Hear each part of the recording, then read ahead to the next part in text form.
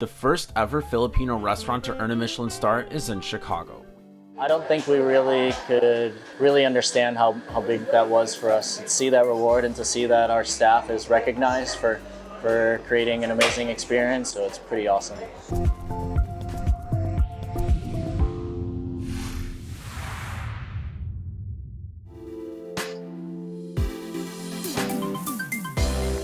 So my partner and I, Jeannie always wanted to do a bakery cafe in the morning. She has more of the pastry background.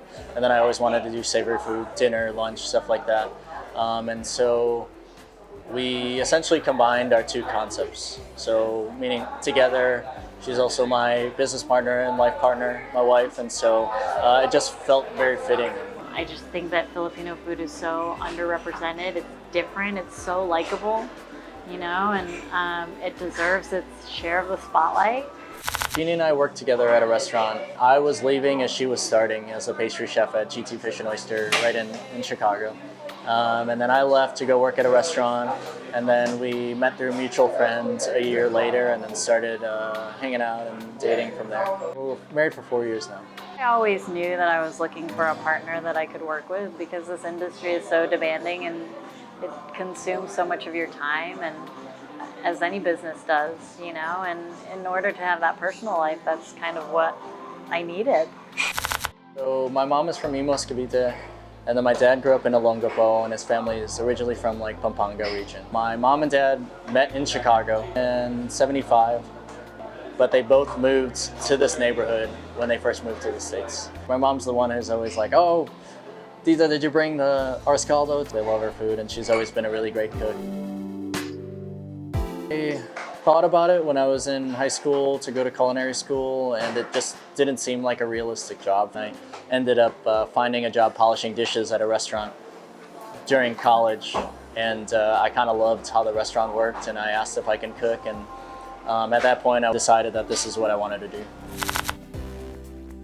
With my culinary experience, I'd never cooked Filipino food. When it came to deciding to open our own place and trying to figure out what I wanted to do with the concept, it was like, why would I not do the food that I grew up eating? And I can utilize the stuff that I learned from other cuisines to help introduce and elevate Filipino food to people who've never had it before. And I think that was really important when we set our goal to open a Filipino restaurant. So we have it on our menu as Filipino breakfast, but we do long silog and tosilog with our house-made longanisa, tocino, and then you can do both meats if you want. And then our breakfast sandwich, we do the longanisa, like a smashed patty, like a burger, with an egg that we steam, so it's like a really nice fluffy egg, American cheese, and you could add a crispy hash brown on the sandwich, and it's on a potato roll. The first ever Filipino restaurant to earn a Michelin Star is in Chicago. I think when we got that call and they told us that we got the star, I don't think we really could understand how big that was for us. To see that reward and to see that our staff is recognized for creating an amazing experience, service and food and all of that, and to be named a restaurant to get a Michelin Star is one in very few restaurants in the world. So it's pretty awesome.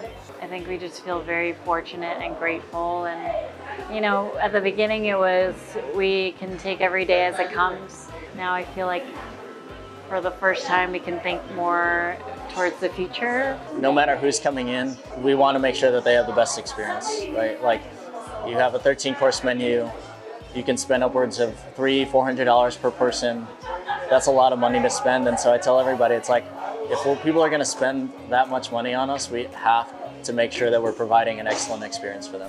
This Filipino breakfast sandwich was my favorite bite in Chicago. That's a majority of our customer base is non-Filipinos. Part of our goal is to just introduce more people to Filipino food, and again, like the way we write our menu and the way we sell our food, it just helps to sell that stuff. So they learn what those things are, and it becomes a cool experience for everybody, So especially dinner, when we introduce items at dinner, we talk about a little bit of the history, a little bit of the origins of the food. We want to bridge the gap and make people realize, like, it's not some strange cuisine with difficult flavors to enjoy, or you don't have to acquire a taste for it. It's just like, here it is. The Filipino community has been extremely supportive.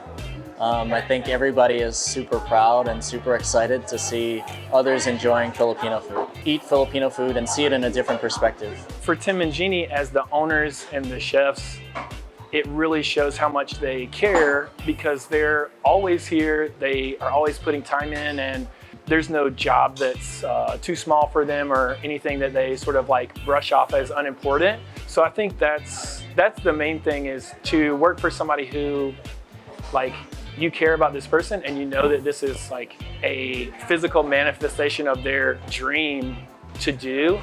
You can really feel that when you're working on that, and I think that's the best part. I'm serving food that I grew up eating, so it's really special to just watch people enjoy that.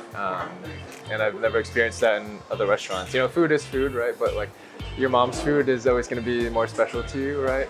And I never saw that in other restaurants I worked at. They just care about the community, they care about the work that they do, and just to be able to support that is just really special. For me, I find anything that I've decided to do or get better at or wanting to do in life, I always picture where I want to be. And so that's always been like a motivator for me, is like seeing where I want to be and then doing everything I can do to get there. I'm Timothy Flores, an EntrePinoy abroad in Chicago.